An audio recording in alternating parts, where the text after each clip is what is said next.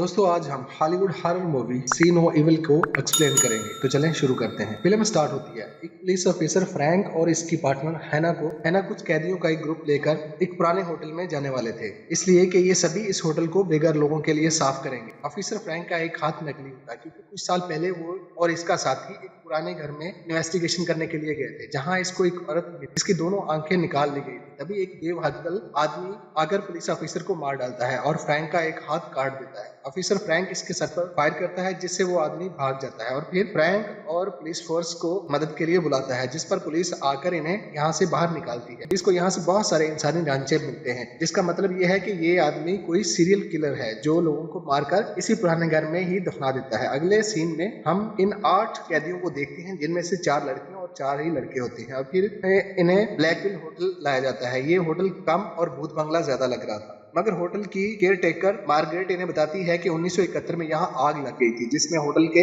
मालिक मिस्टर ब्लैकविल और इनके साथ इनकी वाइफ और बहुत सारे लोग जलकर मारे गए थे। जब ये लोग सफाई शुरू करते हैं तो इन्हें ऐसा महसूस होता है जैसे कोई और भी इन्हें देख रहा है। फिर क्रिस्टीन और केरा अपने रूम में होते हैं। यहाँ केरा कहती है कि वो इस जगह से भागना चाहती है क्योंकि उससे यहाँ वहशत होता है, और दूसरी तरफ टाई और रिची प्लान बनाते हैं कि वो रात में पूरे होटल को एक्सप्लोर करेंगे, क्योंकि ये होटल बड़ा अजीब होता है। फिर हम क्रिस्टीन को किचन में देखते हैं, जहां ऑफिसर फ्रैंक उसे कहता है कि मैंने सभी की फाइल पढ़ी है, लेकिन तुम में सबसे ज्यादा पोटेंशियल है। और फ्रैंक पूछता है कि तुमने अपने सुतेले बाप पर हमला क्यों किया था, जिस पर क्रिस्टीन कोई जवाब नहीं देती। उल्टा ऑफिसर से कहती है कि आपको माइकल को देखने की जरूरत है, जो कि किरा पर बुरी नजर लगता है। और वो वाकई ही माइकल नहाती हुई किरा के पास जाता है और इससे फ्लर्ट शुरू कर देता है, मगर क्रिस्टीन वक्त पर वहां आ जाती है, जिसकी वजह से माइकल वहां से चला जाता है। फिर शाम को सब मिलकर खाना खाते हैं, जहां रसल और मेलिसा मिलकर खाना खाते हैं क्योंकि ये दोनों एक दूसरे को पसंद करते हैं। तभी यहाँ एक कुत्ता आता है जिसे मेलिसा खाना देती है, और माइकल कुत्ते को भगा देता है। फिर माइकल जोई और बाकी सब से कहता है कि मेरे पास कुछ ड्रग है, अगर चाहो तो हम सब मिलकर एंजॉय कर सकते हैं। फिर रात में रिची और टाई होटल में घूम रहे होते हैं। टाई रूम को खोलता है और ये लोग अंदर जाते हैं। दूसरी तरफ क्रिस्टन और किरा अपने रूम में होते हैं और जोई और मेलिसा माइकल और रसल के साथ ड्रग एंजॉय करने चले।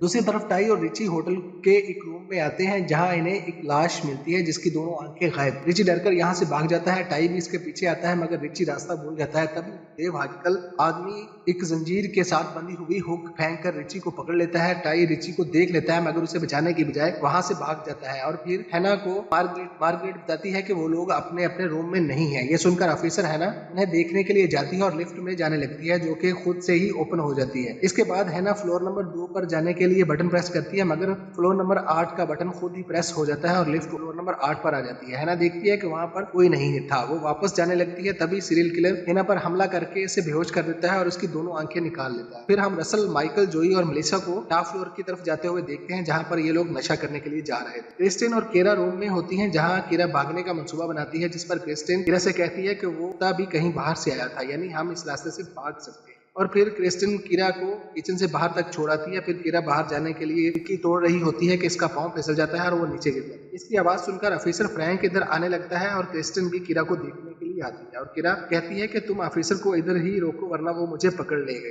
और फिर सीरियल किलर कीरा की तरफ आता है और हैंगर से कीरा को पकड़कर घसीटता हुआ ले जाने लगता है। कीरा जोर जोर से चिल्लाने लगती है, जिसकी आवाज सुनकर फ्रैंक, क्रिस्टीन और मार्गरेट ये सब इस तरफ भागते हैं, मगर तब तक सीरियल किलर कीरा को ले जाता है, जिस पर ऑफिसर मार्गरेट से पूछता है ये रास्ता कहाँ जाता है, जिस पर मार्गरेट कहती है ये रास्ता होटल के हर फ्लोर पर जाता है, और पूछता है कि यहाँ कौन कौन रहता है, जिस पर मार्गरेट कहती है कि ये होटल होमलेस लोगों के लिए, यहाँ कोई भी आ सकता है। जिस पर फ्रैंक मार्गरेट को पुलिस को कॉल करने का कहता है और खुद लिफ्ट में बैठकर क्रिस्टीन के साथ ऊपर जाने लगता है। लिफ्ट की छत से क्रिस्टीन पर कुछ खून गिरता है। ये खून हैना का था, जिसे सीरियल किलर पहले ही मार चुका था। फिर ये दोनों फ्लोर नंबर 8 पर आते हैं, जहां पर इन्हें टाई मिलता है, जिस पर टाई कहता है कि एक बेवकूफ आदमी जिसके सर पर बड़ा सा होल था वो रिची को ले गया। ये सुनकर फ्रैंक समझ जाता है कि ये वही सीरियल किलर है जिसको उसने सर में गोली मारी थी। फ्रैंक दोनों को नीचे जाने को कहता है और खुद कीरा और रिची को बचाने के लिए चला जाता है। तभी सीरियल किलर का हैंगर फ्रैंक के गले में फंस जाता है और वो फ्रैंक को भी मार डालता है। क्रिस्टन ऑफिसर का पिस्टल उठा लेती है। दूसरी तरफ माइकल के साथ बाकी लोग नशा कर रहे होते हैं। फिर रसल मेलिसा को एक रूम में ले जाता है और खूब एंजॉय करते हैं, मगर बदकिस्मती से इनके बेड के नीचे एक बड़ी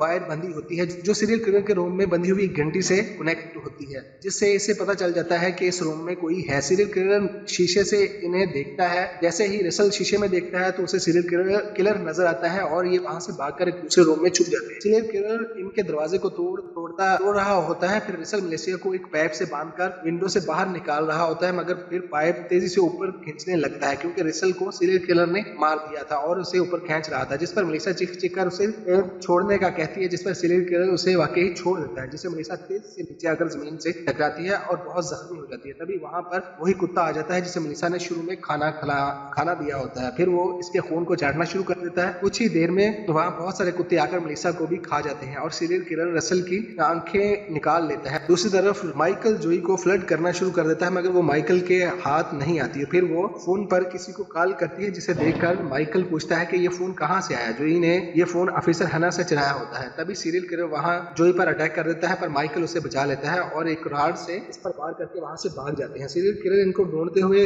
हर रूम को चेक करता है, फिर एक लॉक दरवाजे को तोड़ता है और अंदर जाता है, मगर उसे वहां कोई नहीं मिलता। ये वहां से बाहर आता है, मगर ये फिर से अंदर जाता है और अलमारी को खोलता है जहां उसे जोई मिलती है और इसका फोन सीरियल किलर फोन को जोई के गले में घुसा देता है और उसे घसीट कर ले जाता है। फिर माइकल, क्रिस्टीन और टाई मिल जाते हैं और इन्हें नीचे एक पतली वायर मिलती है जिसे ये खींचते हैं, जिस पर सीरियल किलर घंटी की आवाज सुनकर नीचे आता है, मगर लिफ्ट में कोई नहीं होता। लेकिन सीरियल किलर दूसरी तरफ से आकर माइकल को उठाकर दीवार पर मारता है। टाई और क्रिस्टन लिफ्ट में घुस जाते हैं, मगर सीरियल किलर लिफ्ट को खराब कर देता है। टाई ऊपर का रास्ता खोलता है, जिससे ये दोनों वहां से भाग जाते हैं। फिर क्रिस्टन और टाई सीरियल किलर के रूम में पहुंच जाते हैं, जहां पर बहुत सी आंखें मर्तबानों में पड़ी होती हैं। फिर इसके साथ वाले रूम में इन्हें पिंजरे के अंदर बंद कीड़ा मिल जाती है। ये उसे बाहर निकालने लगते हैं, मगर तभी सीरियल किलर के आने का पता चल जाता है और ये दोनों छुप जाते हैं। सीरियल किलर कीड़ा को बाहर निकालने के लिए लॉक खोलने लगता है, मगर तभी टाई इसकी तवज्जो हटाने के लिए कुछ शीशे के मर्तबान नीचे फेंक देता है ताकि कीड़ा को ले जा सके, मगर सीरियल किलर टाई को पकड़कर मार डालता है। फिर मार्गरेट इसी रूम में आती है और मार्गरेट असल में सीरियल किलर की माँ थी, जो उससे कहती है कि तुमने अभी तक कीड़ा को क्यों नहीं मारा। ये सुनकर कीड़ा और क्रिस्टेन और भी डर जाती है। सीरियल किलर की माँ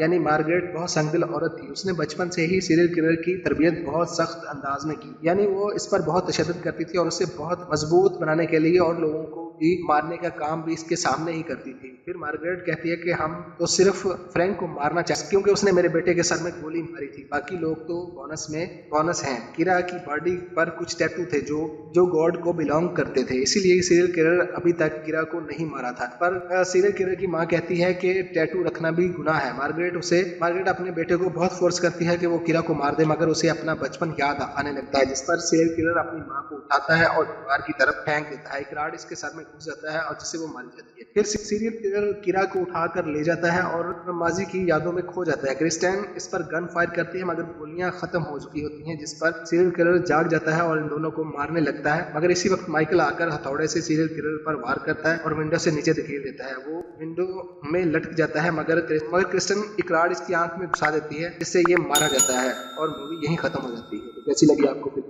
प्लीज कमेंट्स करिए, लाइक करिए, सब्सक्राइब करिए। Thanks for watching.